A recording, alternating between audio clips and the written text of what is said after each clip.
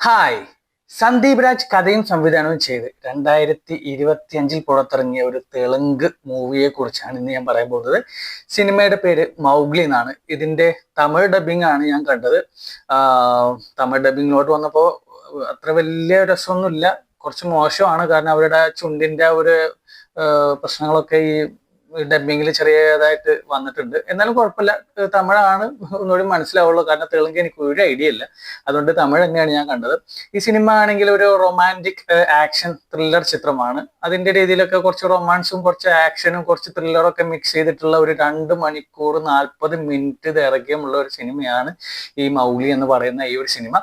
ഇതിൽ നായകന്മാരായിട്ട് അഭിനയിച്ചിട്ടുള്ളവരും നായികയായിട്ട് അഭിനയിച്ചിട്ടുള്ളവരൊക്കെ പേര് പറയുമ്പോൾ നല്ല രസമാണ് കേട്ടോ. കുറച്ച് ബുദ്ധിമുട്ടാണ് പറയാൻ വേണ്ടിയിട്ട്, എന്നാലും ഞാൻ അവരുടെ പേരൊക്കെ ഞാൻ പറയാം. നായകനായിട്ട് അഭിനയിച്ചുള്ളത് റോഷൻ കനകാല എന്ന് പറയുന്ന ഒരു ആക്ടറാണ്. അതേപോലെ നായികയായിട്ട് അഭിനയിച്ചുള്ളത് സാക്ഷി മഹദേൽക്കർ ആണ് നായികയായിട്ട് അഭിനയിച്ചിട്ടുള്ളത്. വില്ലൻ കഥാപാത്രം ചെയ്തിട്ടുള്ളത് ബണ്ടി സരോഷ് എന്ന് പറയുന്ന ഒരു ആക്ടറാണ്. അതുപോലെ നായകന്റെ കൂടെ നിൽക്കുന്ന ഒരു കഥാപാത്രമായിട്ട് ചെയ്തിട്ടുള്ളത് ഹർഷ ചേമുടു. ഇങ്ങനെ ഇത്രയും ആൾക്കാരാണ് ഇതിലൊരു പ്രധാന കഥാപാത്രമായിട്ട് ഈ സിനിമയിൽ അഭിനയിച്ചിട്ടുള്ളത്. ഇതിന്റെ കഥ എന്ന് പറയുന്നത് ഒരു 2 സ്റ്റോറി ഇതിൽ വരുന്നുണ്ട്. അതായത് നായകന്റെ ഒരു ലവ് സ്റ്റോറി വരുന്നുണ്ട്, അതിലിടയ്ക്ക് ഒരു വില്ല കഥാപാത്രം വരുന്നുണ്ട്. ഈ വില്ല കഥാപാത്രത്തിന് വേറൊരു കഥ കൂടി ചെറിയ രീതിയിലൊന്ന് മാറ്റുന്നുണ്ട്. അതായത് ആള് ഒരു പെൺവിഷയത്തിൽ ഭയങ്കര അഗ്രഗണ്യനായിട്ടുള്ള ഒരു വലിയ കഥാപാത്രമാണ് നമ്മുടെ ബണ്ടി സരോജ് എന്ന് പറയുന്ന പോലീസ് ക്യാരക്ടർ ചെയ്തിട്ടുള്ളത്. അതേപോലെ നായകൻ എന്ന് പറഞ്ഞാൽ ഒരു അനാഥനാണ്.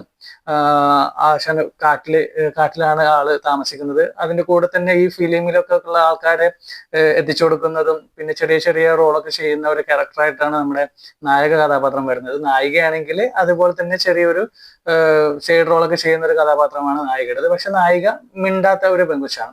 അങ്ങനെ ഇവർ തമ്മിൽ ഇഷ്ടപ്പെടുന്നു. ആ ഒരു പ്രണയത്തിന്റെ ഇടയിൽ വരുന്ന ചെറിയ ചെറിയ നൂലാമാലകൾ, അതായത് സൗന്ദര്യപ്പണക്കൊക്കെ ഈ സിനിമയിലും കാണിക്കുന്നുണ്ട്. അതിലിടക്ക് ഒരു വില്ലൻ കഥാപാത്രം, അതായത് ഈ സെയിം വില്ലൻ കഥാപാത്രം വരുന്നുണ്ട്, ഇവളെ ആഗ്രഹിക്കുന്നുണ്ട്. അവരുടെ ആ ഒരു ആഗ്രഹം കിട്ടാത്തതിന്റെ പേരിൽ ഇവർ തമ്മിൽ ഉണ്ടാവുന്ന ഫൈറ്റും കാര്യങ്ങളും, ഒടുവിൽ ഇവന്റെ കൂട്ടുകാരൻ മരിക്കുന്നു. ഇവൻ ഈ നായകനും വില്ലനും ആയിട്ടുള്ള ഫൈറ്റ് ഒക്കെ ഉണ്ടാവുന്നുണ്ട്. പക്ഷെ ആ മരിക്കുന്ന ആ ഒരു ഇവന്റെ കൂട്ടുകാരന്റെ കഥാപാത്രം മരിച്ചു കഴിഞ്ഞിട്ടും, അതായത് അവൻ ഈ പറയുന്ന വില്ലൻ കഥാപാത്രയും കൊണ്ടുപോകുന്നുണ്ട്. അതായത് ഒരു സീനില് ഈ വില്ലൻ കഥാപാത്രത്തെയും കൊന്നിട്ടാണ് ഈ മരിച്ച കഥാപാത്രവും പോകുന്നത്.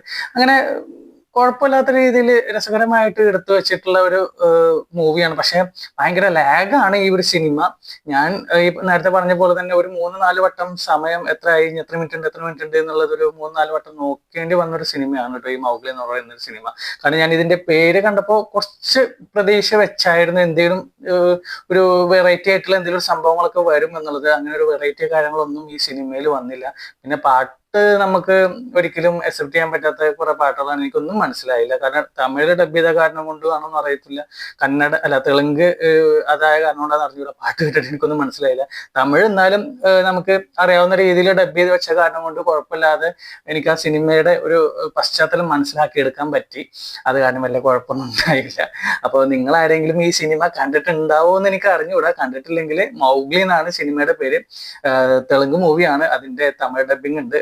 കാണാത്തവർ ജസ്റ്റ് ഒരു വേണമെങ്കിൽ കാണാം എന്നുള്ള രീതിയിൽ ഞാൻ ഉറപ്പൊന്നും പറയില്ല, വേണമെങ്കിൽ കാണാം എന്നുള്ളൊരു സിനിമയാണ് ഈ ഒരു സിനിമ. കണ്ടവരുണ്ടെങ്കിൽ എനിക്ക് എന്തായാലും അഭിപ്രായം അറിയിക്കണം. അപ്പൊ നമുക്ക് അടുത്ത സിനിമയുടെ വിശേഷമായിട്ട് വീണ്ടും കാണാം. Okay, by.